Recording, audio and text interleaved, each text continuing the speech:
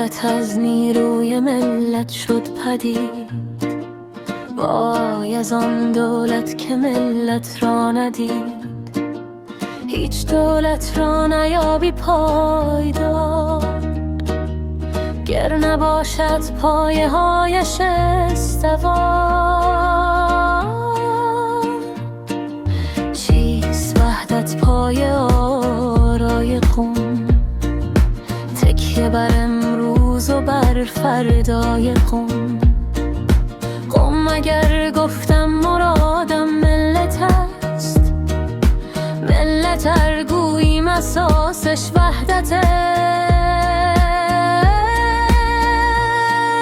ظلم نخواهند در این سخت قانون، کرده ثابت وحدت خود را به خون.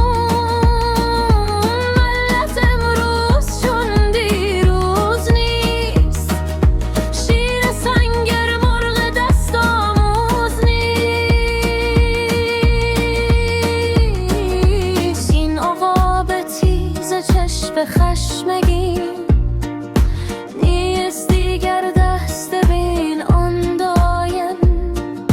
بیگان در خون تپیده 7 سال، سوخت پروانه سانش پر و بالا. این برهنه پای طوفان آفرین، این قیامت سازم ایدان آفرین. فن مرب از مرگ و خون آموخته، غیرب از عشق و جنون آموخته.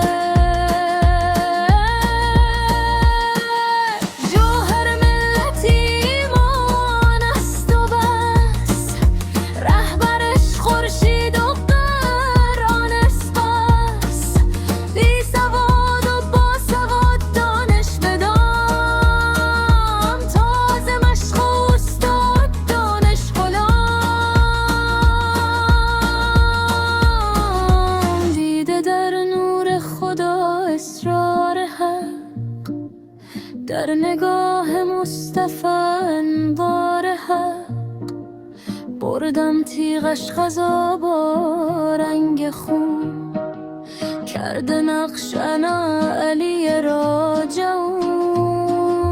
قاضی سنگر گزین را آنیست، گر گریبانش ستاره دار نیست. آن که در میدان رزم آورده تاب، از گریبانش تباید آفتاب.